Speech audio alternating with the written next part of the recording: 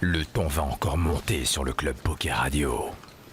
Une émission présentée par Winamax, la référence du poker en ligne. There you go. It's a good idea. It's Nous revoici. 11 p.m. on a Friday. That's so a French cliché. French cliché. Oh, okay. Nice. Vous avez vu, on a tout de suite retrouvé nos petites habitudes. On est avec Tom et notre petite Gaëlle. Bonjour Gaëlle, puisque c'est l'après-midi, c'est toi. Bonjour Gaël. Salut. Salut, Gaël. bande de bâtards. Salut les bâtards. Peux-tu nous présenter ton invité de ce soir, Gaëlle? Tout à fait. Alors, non, l'invité de ce soir, c'est donc Tom Koral. Donc voilà, qui est un joueur qui était principalement connu pour les mixed games, qui a gagné 2 bracelets WSOP, un en 2017 en stud et un en 2019 en no limit. Et donc voilà, c'est notre invité ce soir. So yeah, I was trying to present you briefly into French. Okay. So yeah, we're really happy to have you on the show tonight. I was saying so that you were mainly known before, as a mixed game player and stud player, and that you won 2 WSOP bracelets, but Right. the last one in 2019 in No Limit Holdem. Yeah. So yeah, my first question was, you were mainly known, as I said, for being a mixed game player. What pushed you, like back in the day when you started playing, to focus on the mixed game? Why did you choose that? I think it was just that I think when you do anything a lot, that sometimes it becomes a little repetitive. And I think being able to play a lot of different games and learn different games just trains your mind to think differently about games, and teaches your mind to think differently about poker. And I thought maybe it could open up basically my mind to think differently about games like No Limit or other games I was playing. Ok, donc oui, parce que je lui demandais qu'est-ce qui l'avait poussé au début, il y a pas mal de temps, maintenant une dizaine d'années, quand il avait commencé à jouer au poker, à plus se focus sur les mixed games. Et il a dit que c'est vrai, quand on travaille un jeu autant, ça peut vite devenir très répétitif et un peu lassant. Et donc l'avantage des mixed games, c'est que voilà, il y a plein de variantes différentes et du coup, tu es moins lassé par le jeu. Et que c'est aussi, il pense, un bon entraînement. Ça ouvre notre esprit différemment. Ensuite, travailler sur des jeux comme le holdem, c'est juste que ça pousse à une autre façon de penser et d'étudier. Et ça peut être intéressant justement pour ça de travailler les mixed games, d'avoir une vision différente ensuite de l'apprentissage du jeu. Yeah, what you said was very interesting about like having a different mind, because it was one of my questions. Was like, do you think the fact that you played stud before gave you another perspective on No Limit Hold'em and affected your game differently? Yeah, I think it definitely did. Like one thing in particular that happens a lot in mixed games that doesn't happen as much in No Limit is there's a lot more situations where if you're first to act, where you lead out and you bet your hands. And I feel in No Limit, like the standard play for most people is always to check hands. So I think, especially when it comes to like leading and playing hands a little bit more unorthodox, playing the mixed games and thinking about, just leading in different spots kind of opened my mind up a little bit to just bring that into my game a little bit more, or do some things that are a little bit more unorthodox in No Limit Hold'em that I think has helped me a lot out in the tournaments and the cash games. Mm-hmm. Non, parce que je lui demandais justement le fait qu'il parle que ça ouvrait un autre état d'esprit un petit peu dans l'apprentissage du jeu. Si le fait d'avoir commencé par jouer au stud pendant longtemps, ça lui avait ensuite, quand il était passé au mixed game, il avait appris le jeu d'une certaine façon, ça lui avait donné une autre perspective sur le jeu et ça avait affecté sa façon d'apprendre le hold'em. Et il a dit que clairement, ça change pas mal de choses quand on a commencé à apprendre le stud et les mixed games pour ensuite, quand on passe au hold'em, on a une autre vision des choses. Il dit par exemple sur plein de spots, c'est complètement différent. C'est-à-dire que dans les mixed games ou en stud, on va plus prendre le lead sur une main par exemple, donc aller miser bet en premier, tandis qu'au hold'em, la tradition, c'est plus de check et d'attendre un petit peu ce que va faire l'autre pour ensuite faire son action. Et que du coup, ça donne peut-être un jeu un petit peu moins habituel, une façon pas vraiment orthodoxe de jouer. Ça donne peut-être un jeu qui est un peu plus différents que les gens n'ont pas l'habitude de voir et que peut-être ça donne d'autres questionnements en fait sur pourquoi est-ce que là je vais pas lead en fait et ça fait jouer différemment dans pas mal de spots, c'est intéressant quoi. Je sais pas si vous aviez des questions par rapport à ça. J'ai pas de questions par rapport à ça, mais j'ai une question par rapport au mixed game. C'est vrai, on en parle peu. Et j'aimerais bien qu'ils me disent, est-ce qu'il a des joueurs en mixed, vraiment axés sur le mixed, qui l'impressionnent? Parce que c'est vrai qu'on en parle peu finalement. Est-ce qu'il y a des joueurs sur lesquels il s'inspire ou des joueurs qui craint, quoi? Mm-hmm. Yeah, because usually we mostly always talk about no limit holdem. Yeah. Way less about mixed games. So is there some players, mixed game players that you really like admire and that inspired you, or that you really fear? Like, do you have some names? Well, here's the thing. I think that, well, first of all, so one of my good friends, Brett Ritchie, is the one that got me into it. I was living in a house with him in Vegas, doing the typical, go to the World Series for 2 months and we shared a house. So he was a little into the mixed games and he got me into it. But to be honest, when I first started playing, it was one of those situations where I was learning on the fly. And I was definitely like a losing player at first, but it was like, how am I going to learn unless I just throw myself in the fire, I guess. But from there, yeah, at the beginning, there's definitely like, probably a, 6 month to 1.5 year learning curve. But in terms of like fearing people, I think there's a lot of people I respect, but I think as a poker player, you kind of have to take away the fear element and look at everybody as a neutral competitor. It's just you versus them in that moment. Like they might be better than you, but that doesn't mean that you can't be better than them on that one hand or figure out something that they have. But I guess in terms of mixed game players, I really respect. Well, I used to play online against a guy, John Monet, who I think is very good and still hold him at very high regard. A few years ago, yeah, is a really well known in mixed game, but people in No Limit Hold'em don't really know about him. But yeah, and he's a top mixed player. John Monet. John Monet, okay. Yeah, so he's definitely very good. There's a lot of people. Jesse Martin, I think, is very good. There's actually been a lot of no limit players who I think 3-4 years ago I played with them and I said I don't think they know what they're doing. And you know what, they've improved a lot. And I think a lot of these guys, like, they want to play in the 50K championship. And I think these guys have gotten very, very good in several years. Like another good guy who was like no limit background originally, but it's very good at mixed games now, James Obst. James Obst, he's very good. But I don't know, maybe he's retired now. I know he was doing tennis or something. Yeah, there is some French player that play good in mixed game, like Alexandre Luneau or Julien Martini. Seb Sabic. So I only played with him one time. I played with him maybe in the 10K horse, maybe this year or last year. I played with him in something. And obviously I know who he is. He's a very well-known player, but I didn't get a good chance to play with him a lot. I normally play usually around 5 or 6 10Ks, and it kind of just depends on, usually those are mixed. But it just kind of depends on my schedule and, what tournaments I'm doing good, how tired I am during the week and stuff like that. Okay. Yeah, I'm gonna try to summarize. Yeah, sorry. Nice game. Non, parce que donc la question c'était par rapport au mixed game, donc s'il a des joueurs qui redoutent, des noms à donner pour des très grands joueurs de mixed game. Il a dit qu'à l'époque, quand il avait commencé à jouer, c'était un joueur perdant comme la plupart des joueurs pendant assez longtemps. Donc, il a une période pendant 6 mois, 1 an et demi où il était vraiment en train d'apprendre. C'est un de ses amis donc avec qui il était allé à Vegas une des premières fois, Brett Ritchie, qui l'a initié sur les mixed games. Et donc, c'est comme ça qu'il a commencé à s'intéresser en allant à Vegas jouer au WSOP.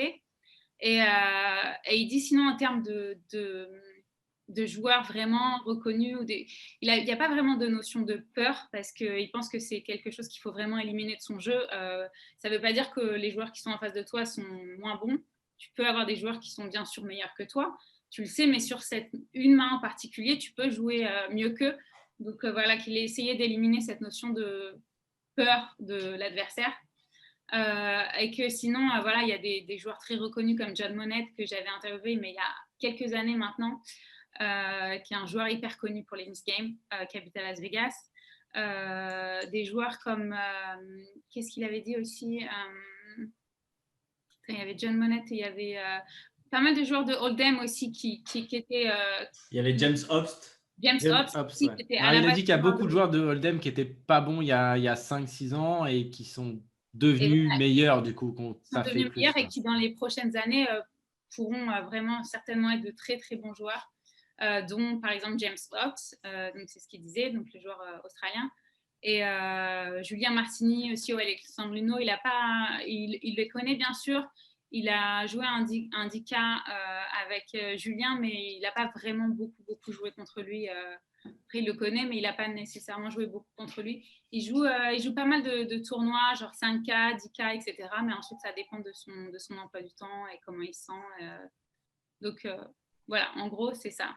I summarized a little bit. Yeah, no problem. Sorry, I spoke a little long there. No, it's fine. I'm used to it now. J'ai une autre question si tu veux, Gaël. Ouais. Comment ça se passe un petit peu depuis le Covid pour les joueurs de Mixed Game? Parce que c'est vrai que le Mixed, généralement, c'est beaucoup de live, énormément. Depuis le Covid, on voit que toutes les séries sont passées online. Est-ce que pour lui, ça a été EV+, ou EV- d'avoir les séries online du coup? Yeah, he was asking like for the mixed game player, like how is the situation since the whole coronavirus crisis started, because there is mainly like live tournaments and it's not that crazy online usually. So yeah. What's the situation since like almost 1 year now? In America, it's not so good, but I'm very fortunate. I've managed myself very well in poker. So I'm definitely in the situation where I could take a year off. I know a lot of people are still going and playing in Vegas and taking the risks, and that's everyone has their own views on that. I see my parents and some older people a lot, so I don't want to take the risks of going to casinos right now, unfortunately. But it's still going in Vegas, but just with the barriers and the 6 max. I do have some friends that play in the game still, and they send me messages and they say it's alive and well. I just haven't been there in the last year. So other than tournaments last January and February, I haven't been playing a ton of poker since then. And so about the online, like there is no real game online that you... No, there are some real games online. I've played some games with some friends and stuff like that. But yeah, in general, I've just been kind of taking the year off and just enjoying myself, focusing on my health and spending time with my parents and stuff like that because they're having a hard time. So yeah, but they're definitely out there. I just haven't been very active on them this year. Just kind of taking it as a sabbatical, as you say, while all this is going on. Yeah. Non, mais en gros, lui, depuis 1 an quasiment maintenant, vu qu'il n'y a plus de live, il a décidé de prendre ça un petit peu comme une année sabbatique, quoi. Par contre, il sait qu'à Las Vegas, il y a toujours des jeux. Il reçoit pas mal de textos de ses amis et tout ça qui lui disent que les parties continuent et que tout se passe bien et que c'est en gros retour à la normale, quoi, à peu près, à part toutes les barrières en plexiglas, que ça joue en 6 max, etc. Mais que sinon, il y a beaucoup de jeux mix game, pas mal d'actions en ce moment, mais il préfère pas y aller parce qu'il est avec ses parents et pas mal de personnes âgées, donc il préfère pas prendre de risques et qu'il voit ça plutôt comme l'occasion de se reposer, en fait.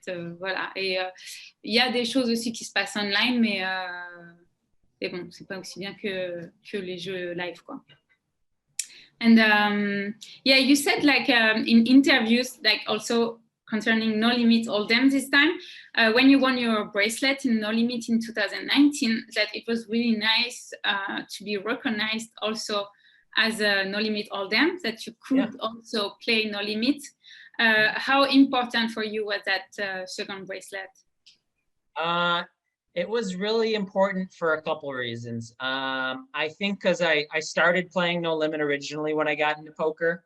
I feel like I always had a dream of winning like a huge field-sized tournament like that, because most of my wins in the past have been, I guess, somewhat smaller fields. And, to beat thousands of people, obviously very grateful to do that. But there's so much luck in a final table. I was 8th or 9th going into that final table, and it was kind of turbo structured. So I actually think is very good. It's a good situation for a short stack because you could be in it so quickly with a couple hands when the blinds are going up very quickly. But yeah, it's the game where I think everyone thinks maybe if you're not good at it, that you know, maybe you're not a true all-around poker player. So I think it is good for just, I guess, recognition and stuff. Myself, I feel like I've always been confident, so it's not something I necessarily needed, but it was nice to get that win for, I guess, like my friends and family who are like, oh, how come you're never doing anything in the no limit tournaments and just stuff like that. So I think it was, you know, just special because it's the game everyone plays and everyone knows. So when you win something in that, a lot of people can relate to it. So. Non, parce que il avait dit dans des interviews que ça avait été assez important pour lui de gagner un bracelet en no limit et d'être reconnu aussi comme un joueur qui pouvait jouer du no limit et pas uniquement des mixed games. Et donc il disait que ça avait été important pour pas mal de raisons pour lui de gagner ce bracelet. Déjà parce que c'est vrai que par rapport au tournoi mixed game, les fields sont beaucoup plus réduits. Gagner un bracelet dans un field, c'était un énorme tournoi. Because you won like 530K, so I don't remember how many players like. I think it was 2,200, 22 or 2,400. It was something in the 2000s, yeah. 2600 joueurs. Yeah, 2,600, yeah. 2,600, okay, yeah. Perfect. So you remember, yeah. C'est pour ça qu'il disait que gagner un tournoi dans un field énorme comme ça change complètement des tournois typiques des mixed games où généralement, tu gagnes un bracelet, ils sont une centaine, quoi. Donc, c'est pas la même chose.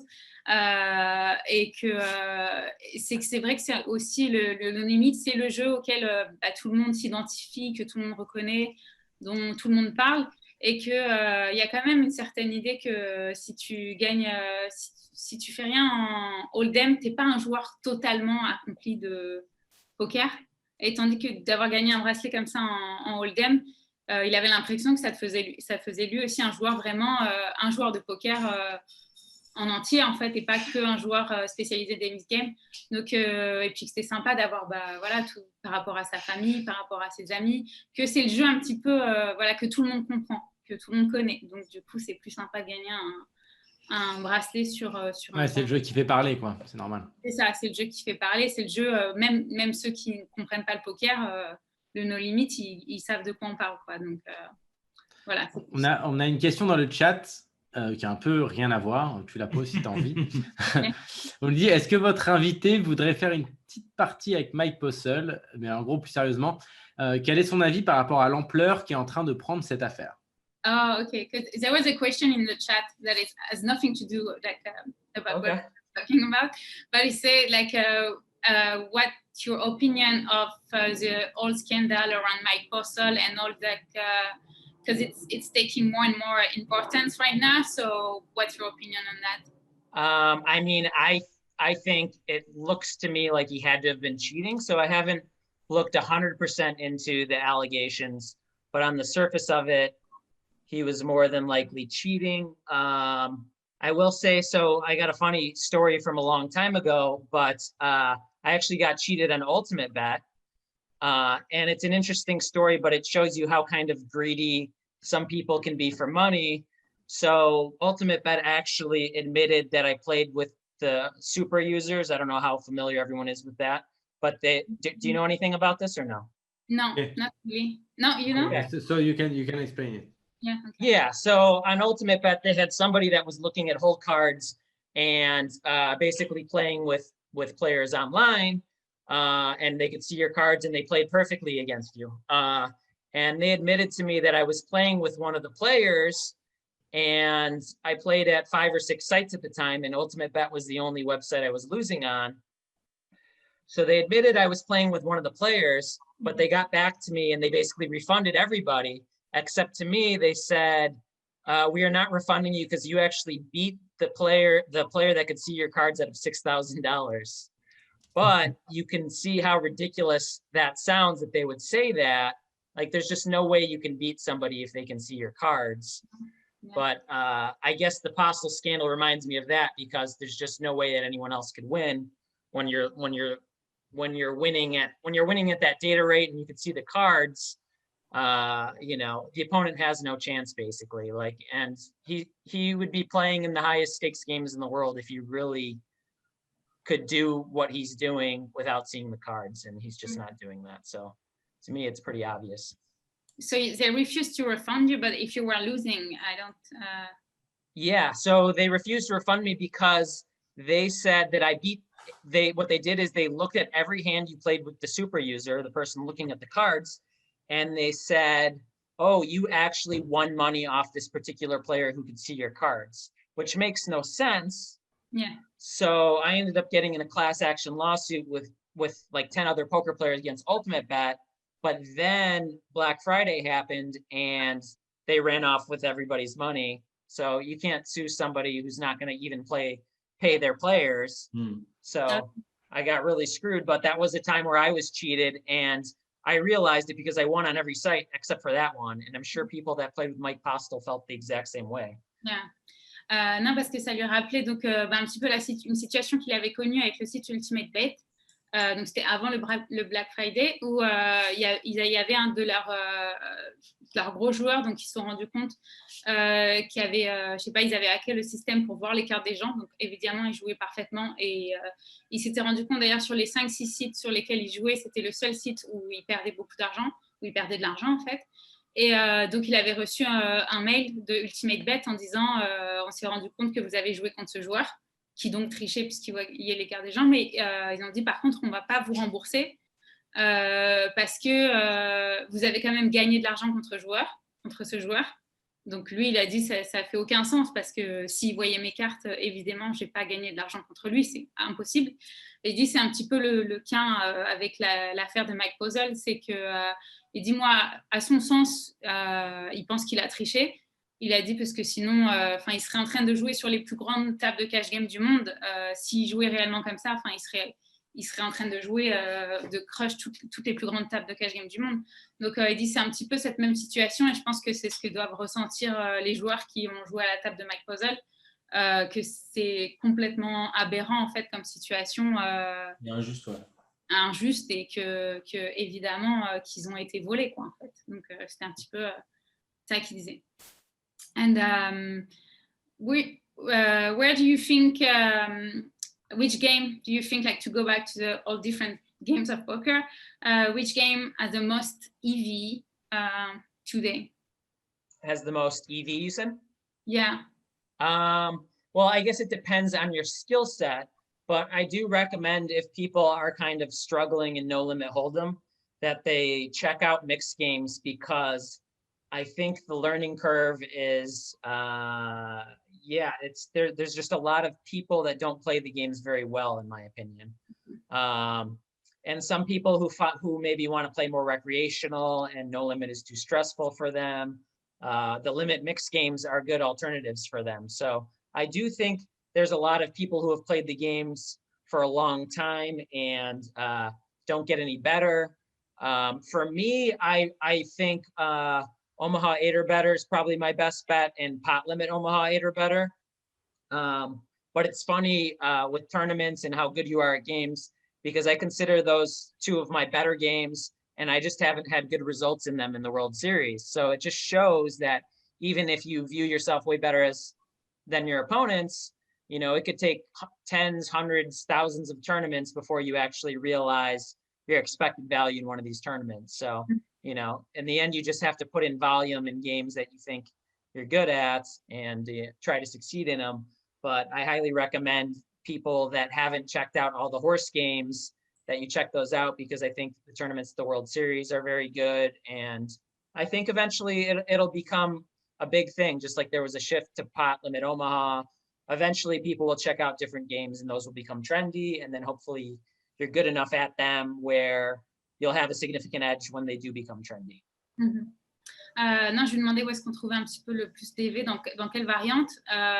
Et il disait que c'est vrai que pour les gens qui jouent en holdem et qui sont peut-être pas des joueurs gagnants en holdem, qui sont un peu stressés par le jeu, parce que ça peut vite être un jeu stressant, d'aller se tourner vers les mixed games, ça peut être vraiment intéressant, parce qu'il y a les gens jouent pas encore super bien dans ces variantes-là. Lui, il adore le Omaha 8 orbit, le pot limit. Ouais, Omaha Hello. Et que donc c'est des variantes qu'il affectionne beaucoup, mais il a dit mais encore bizarrement, il dit, moi, je pense être très bon là-dedans, mais bizarrement, j'ai jamais fait de résultat dans un de ces tournois-là au WSOP. Donc, comme quoi, ça veut rien dire. Il faut vraiment mettre du volume. Si on sait qu'on joue bien dans quelque chose, il faut vraiment mettre du volume dans les variantes dans lesquelles on joue. Alors, on me demande, excuse-moi, je te coupe, est-ce qu'il a pris du coaching? Est-ce qu'il a pris du coaching en variante? Ah, ou oui. Il a bossé lui-même, quoi? Ah, c'était une question aussi. Yeah, like about like how did you study actually, because there is so many tools to study No Limit Hold'em. Like there is like all the people they're learning like PO solvers and everything, and they're turning PTO and everything. So people were asking, how did you study actually for mixed games? So when I first started, I kind of learned from watching a friend and just watched him play online. And then I just got some, I think to get the basics of it, you can probably just pick up like one of the mixed game, you know, there's a bunch of books written on mixed games. And I think just to get a basic understanding, you could read one of those to start. And then I highly recommend, whenever I'm trying to learn a new form of poker, all I do is, a lot of the times is I get myself in a situation, say it's the turn, or it's like the 5th card in stud or the 6th card in Raz, and I run the equities versus his best hands, versus his worst hands, versus his medium strength hand. And that will give you a good idea of long-term if you're making the right decision based on the size of the pot. So I would recommend just playing, and the stakes don't matter as much, but to just constantly run the math on the hands. And you could even use resources like twodimes.net, and you could plug in hands for Raz, stud 8 or better, and just play. And then when you don't know what you're doing or you don't know what the math is, just constantly keep checking that. Because I notice even when I feel I'm rusty in a mixed game and I just get back to the World Series and I haven't played for a while, like in the first 4 or 6 hours of the tournament, even if it's small hands, I'll go on the breaks and I'll look at 2 or 3 hands I had a question about in my head, and I'll look at the math and try to decide if I made a good decision or a bad decision. So later in the tournament, hopefully I don't make a mistake if I feel like I made one early. Ok, bon alors je suis pas sûre de super bien traduire ça, mais donc il disait qu'il y a quelques livres qui sont intéressants à lire au début quand on commence sur les mixed games. Lui, il avait commencé en regardant surtout online un de ses bons amis qui jouait des mixed games, donc il avait commencé à l'étudier en le regardant lui jouer. Donc de d'abord lire les quelques livres qui ont été écrits sur le sujet, mais que sinon c'était pour lui. Sinon, il a dit, excuse-moi, je te coupe. Sinon, en gros, il a dit qu'il fallait jouer, en gros, peu importe la limite, et que dès qu'on avait un doute sur un spot, il fallait run le spot juste pour savoir, et l'équité de la main, pour savoir si les maths étaient bonnes. D'un site qui s'appelle Two Diamonds, je crois. Et la 6e street en race, par exemple. C'est ça, exactement. Donc de faire les maths tout simplement, genre regarder l'équité des mains, des différents types de mains sur des mains dont on n'est pas sûr. Et il dit que lui, c'est ça qu'il fait sur what's the website you said? Two Diamonds? Twodimes.net. Twodimes.net. Dimes, D-I-M-E-S, Dimes, yeah. Okay, yeah. Twodimes.net. Et donc, lui, regardait, donc il faisait, il calculait l'équité des différentes mains sur lesquelles il n'était pas très sûr sur ce site-là. Donc, c'est vraiment jouer et ensuite sur quelques mains, et c'est de regarder un petit peu l'équité des différentes possibilités des mains. Et c'est comme ça qu'il joue. Même avant les WSOP, s'ils sont un petit peu, tu vois, ça fait quelques temps qu'il n'a pas joué dans une variante. Pendant tous les breaks et tout, il re-regarde certaines mains, l'équité qu'il avait sur certaines mains, etc. Et il se réentraîne là-dessus avant des grands tournois, en fait. Donc, voilà. And yeah, a question like, outside of poker, also, I saw that you invested or you have a restaurant in Chicago. Yeah. Arbella. Yeah. Right? Yeah. So I was wondering if it was like your other passion in life, having a restaurant, or is it like your plan for retiring after poker? So what kind of kitchen is it? So it's actually like a high-end craft. It's more of a craft cocktail bar, which is just basically nice cocktails with small bites. But it makes me dream because we don't have any restaurants. Yeah, it's like 1 year so we can go to a restaurant, you know. Oh yeah, right now in Chicago it's shut down too, unfortunately. Oh, yeah, okay. Yeah, so it's not a good situation, but it'll be okay with the restaurant. But right now we're shut down for at least a couple more weeks, I think. But the concept of it is pretty cool. I can't take responsibility for how good the product came out because my partners were the ones mainly in charge of that, in charge of the vision. I just agreed with their vision basically, but they kind of control it. But basically, it's a cocktail bar where we feature cocktails from around the world, and all the different spirits and different, I guess, like mixers and like fresh juices we use are basically influenced by different regions of the world. So we have like, you know, drinks like mezcal and tequila, that's from like Mexico region. Then we got, you know, like gin and rum from like, or gin from like Europe, got rum from like Caribbean. And then like we do all kinds of, you know, different unique things. Like we have this drink called the funky chicken where you soak basically, I think it's, what do we do with the funky chicken? I think it's some type of vodka, but we soak it in these traditional Mexican lollipops they use during different holidays to celebrate. And we soak the alcohol in that for like 20 minutes and it gives like the alcohol like a unique flavor. So lots of cool like different infusions and stuff like that that make it unique. And then like different small bites too based on different places from around the world also. Okay, seems cool. It goes perfectly with the show because usually We drink a lot. yeah, Oh, yeah. We like drinking, so you know you're French. So If you guys ever come to Chicago, I'll take you there. So let me know if you guys ever make it out here. Yeah. and yeah, because the show usually dream is of it. never on Zoom, but as everything is on lockdown, like we can't go to the studio anymore. But Yeah. usually there is a ton of different alcohol in the studio, and they do a lot of different cocktails and Yeah. stuff. Poker show, so yeah. Yeah. It's You guys would it's enjoy a good it. idea. Yeah, but if you go to Chicago one day again, if it's open, yeah, Yeah. nice. Definitely. And yeah, last question. I was also just wondering because we talked a lot about tournaments, but you also said that I don't know if it's true or not. Like at the beginning of your career, you were mostly playing cash games. Yeah. Instead, a lot. Yeah. So how is the cash game scene? Like, did you keep playing cash games a lot, or So I actually started almost, and I mean, I don't know what your listener base is like, but I have one of those stories where I started with next to nothing. I started like I had $500 in my bank account. I think from this summer I was working at maybe Bloomingdale's or like a department store, and I put $50 in line. I lost it. I put $25 more online. And I basically never deposited again from there.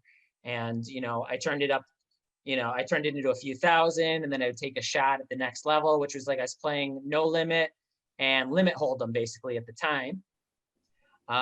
And I kept just kind of moving up limits. And I actually eventually got a sponsorship from a website to go and play some of the 10Ks. So I was playing the 10K tournaments with a sponsorship and then playing cash games on the side. Last few years, I played still a decent amount of cash games. I play a ton of hours when I'm in Vegas. I probably average 250 to 300 hours a month, probably playing when I'm in Vegas or something. But I'll play everything from 75, 150, Omaha 8, they have stud 8 too at the Rio a lot, up to probably 200, 400 or 300, 600 mixed game limits. But I do a lot of my playing during Vegas in the summertime. So not having that this year was a big change, unfortunately, but everyone's had to make sacrifices, and I still consider myself really lucky to do what I love, you know? Yeah, ok. Non, parce que je lui demandais au début de sa carrière, il disait qu'il jouait beaucoup de stud en cash game principalement, donc où ça en était un petit peu la scène cash game pour ce genre de variante, et s'il jouait toujours en cash game.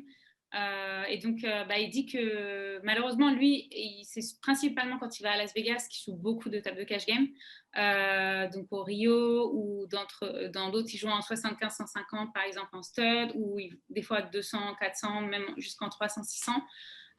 Et donc, c'est principalement, donc il peut aller jusqu'à 300 heures de cash game par mois quand il est à Vegas, mais que du coup, pas avoir ça cette année, ça avait été une grande première dans sa carrière, quoi, mais qu'il était quand même très heureux de pouvoir faire ce qu'il aimait dans la vie et de pouvoir quand même continuer à avoir ce type de travail, mais que voilà, en fait, lui, c'est principalement à Vegas en live qu'il va jouer en cash game, et que quand il avait commencé sa carrière, il avait travaillé genre les petits jobs d'été, il avait travaillé à Bloomingdale's, donc les centre Lafayette, quoi. Lafayette, quoi, voilà.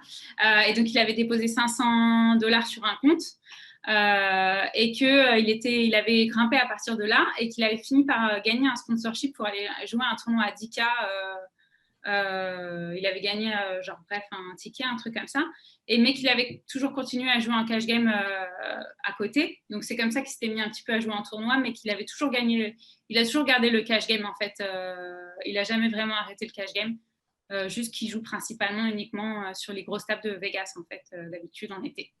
So yeah, I don't know when would be the next time you're gonna play live or cash game. If you have any idea about that, or if you're gonna play online this year, what's your plan? Yeah, probably in the next couple of months when the vaccine's all here in Chicago and things start to get cleared up, I'll definitely go back to playing live poker, and I'll hopefully be at the World Series again this year too. Okay. And then, yeah. Ah non, il attend le vaccin. Lui, il est à Chicago. Finger crossed. Finger crossed. Et qu'il espère que ça va vite revenir à la normale et qu'il espère vraiment retourner à Vegas cet été, quoi. Yeah. And then I have a funny poker story for you at some point that I think that you guys would actually find interesting. We love that. We love that story. Okay, this is a good one, and it's very funny. So like 12, this is probably like 12 or 13 years ago. I had a really late night playing poker, and I had one of the worst sessions I ever think I had, playing 3-600. I was playing with Michael Mizrachi and somebody else at Commerce Casino in LA. And I just woken up. I probably played till 5 a.m, and I got up at noon to go play in this 20-40 no limit game. And at the Commerce Casino in LA, you can actually play cash on the table and not just chips. So I buy in with 6,000 cash, and I say to somebody, hey, can you give me a few hundred in chips so I can play? And the second hand I'm in, I basically have 5,500 in cash, and I have like $400 or $500 in chips.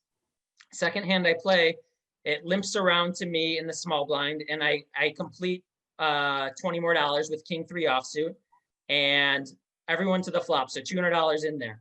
And the flop comes 2-6-7 with 2 diamonds, and I have a black King 3, and it goes check, check. One guy bets 200, next guy calls 200, next guy calls 200. And I was so tired from the night before, so I protected my cards with a chip, and I protected the 5,500 cash with a chip, and I picked up my chip to give the cards to the dealer to fold, and I picked up the chip off the cash instead, and I threw the entire 5,500 cash in the middle. And okay, so you call, you raise, or you call? I raise. I went. Raise, it goes okay. 200, 200, 200. I made it 5,500, and as soon as I did it, I realized the cash went over the line, and I knew that no matter what the floor says, that they were going to make the money play. So I had this look on my face. I think it's the only time in my life where I felt I made a reaction at the poker table. Yeah, I lost my poker face because I knew what I did. And I'm like, oh my God. And not only did I go out, bet all that, but everybody in the hand looked strong. So then the dealer's like, okay, they start counting the cash. They're like 5,500.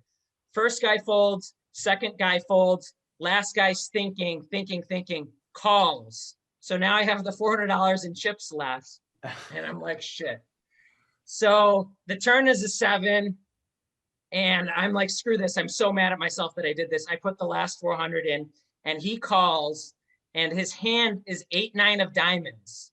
Whoa. So 2, 6, 7, 7, and he's got 8-9 of diamonds. I have the best hand with king high, and the river is an ace, and I win the entire $12,000 pot with king 3 off because he called with an open-ended straight flush draw on a total mistake. You're a genius. It's just It looks like it. It's I don't know. It's the funniest hand I ever played for sure. So I wanted to share the story. Yeah, you had to say when you win the pot. I know I was ahead. Yeah, and I had you a know, good feeling. yeah, you know what's so funny about the story too? The Commerce at the time had so much crazy action in their poker games that nobody at the table said anything. Everyone just looked like it was a normal hand that just played out. Nice hand. Nice Yeah. hand. That's GG. a good hand. Je sais pas si vous voulez qu'on traduise. Ah, tu peux traduire un peu pour le chat, enfin, nous on a compris, mais Yeah, okay, we're gonna translate a little bit. Yeah. Non, parce qu'il jouait au Commerce Casino et donc il avait joué la veille en 300-600 contre Michael Misraki et d'autres joueurs et tout. Il avait perdu, c'était une des pires sessions de sa vie, il était super perdant. Et quelques heures plus tard, donc il est retourné jouer en No Limit Holdem en 20-40. En 20-40, ouais. ouais, 20-40, je crois, ouais. 20-40. Et donc il était de small blind et ça limp. Et en fait, au commerce, tu peux jouer avec des billets.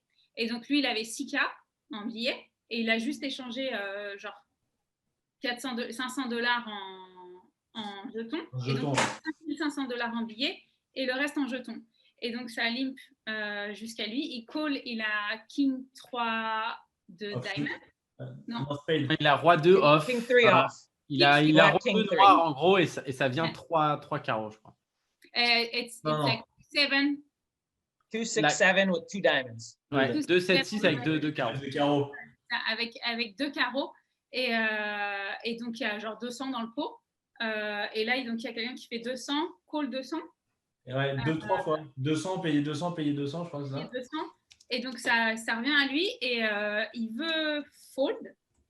Je ne sais pas exactement ce qu'il fait. Il veut fold et donc, il y a son jeton qui est dessus.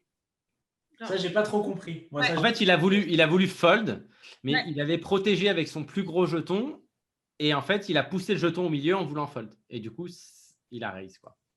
Oui, et du coup, ça a mis son paquet, en fait. C'est ça. Ça a mis tout son argent, en fait. Donc, ça faisait 200, 200, 200. Et lui, en voulant fold, il a mis 5500. Donc, genre, de move qui ne faisait aucun sens. Et donc, il dit sur le coup, il dit, je crois que c'est la seule fois où j'ai vraiment perdu ma poker face. Il dit, parce que je savais que de toute façon, quoi que je fasse, les billets, ils étaient passés de l'autre côté. Donc, c'était de toute façon, c'était un bet, même s'ils appelaient le floor, c'est un bet. Donc, voilà, j'étais obligée de mettre les 5500, quoi. Et donc, il y a un fold, le troisième qui tank et finalement qui call. Et donc, le turn, what was the turn? 7? 7, yeah, another 7, yeah. Another 7. Et ensuite, et donc là, il dit, bon, il était trop énervé. Il check, il a shove. Enfin, il a dit, j'avais plein de cul, il a mis les 400 $. Mais ses derniers jetons qu'il avait, donc 400, l'autre call. Donc lui, il a hauteur roi. Et l'autre, il a 8-7 avec un carreau. 8 et 9 de carreau. 8 et 9 avec un carreau. Donc, il avait open straight. Il a tirage quinte et flush draw. Flush et quinte. Et la river, c'est un as. Et donc, il gagne avec King High. Bien joué, il a gagné avec King High. Bouf. Et donc voilà, quoi. Joli pot. Et il a dit, mais ce qui est rigolo à l'époque, c'est qu'au commerce, c'est quand même réputé pour il y a une action de dingue. Tout le monde fait un petit peu n'importe quoi. Et donc, en gros, c'était... ça a choqué personne. C'était standard au commerce, donc rien à signaler, quoi. C'est la vie. So, yeah, that was a funny story. Yeah, and then after that, every player... What was that? That's how you learn No Limit. Yeah, and then after that... about the non-orthodox type of play, so I guess it's... Yeah, but it was funny because after that, everyone wanted to play hands with me because they saw what I just did. Everyone just thought I was a crazy person. The big whale of the table, but they don't know it was a mistake. Yeah, exactly. It's the biggest mistake I ever made, but I felt so fortunate that it worked out for me because it was just like, you never feel like you have any chance in that situation. And I was so angry. You're supposed to pay for mistakes, not earn. I know. I got so lucky. It was funny. No, that's good. Yeah, okay. Thank you. That was very nice to have you. Yeah. Thank you very much, Tom. Thank you very much. Yeah. Thank you. And then yeah. If I have one piece of advice, I guess, for your viewers that are kind of newer to poker and stuff, I would say don't focus on the stakes you're playing. Just focus on making good decisions. And if you get good enough, eventually you'll be able to get to the top. Just focus on making good decisions. Don't worry about how much you're winning or losing. Just focus on learning the game properly. It doesn't matter how much you're playing for. So yes, come and play the to game. high stakes and have bad decision. Come, Yeah. we're waiting for you. Pour donner un conseil un petit peu aux joueurs voilà, qui pourraient être nouveaux, c'est vraiment de focus sur votre jeu, pas sur les enjeux pas sur les montants sur lesquels vous jouez, mais d'avoir un bon jeu et donc vraiment focus sur travailler votre jeu et bien jouer plutôt que sur les montants en fait. Donc que à force ça paye forcément, mais qu'il faut vraiment se concentrer sur avoir un jeu propre. Voilà en fait. And yes, thank you very much. I hope we're gonna see you in Vegas. Absolutely. And let me know if you guys ever come to Chicago, and I'll treat you guys to some drinks too. Yeah, with pleasure. Mexican. I want to try that Mexican lollipop. Yeah, exactly. Yeah, with vodka and like rum and like whiskey and everything. There you go. It sounds like a perfect place for you guys. Thank you guys very much. Thank you very much. Bye-bye. Thank you, sir. Have a good Bye. one. Take care. Good luck. Thanks.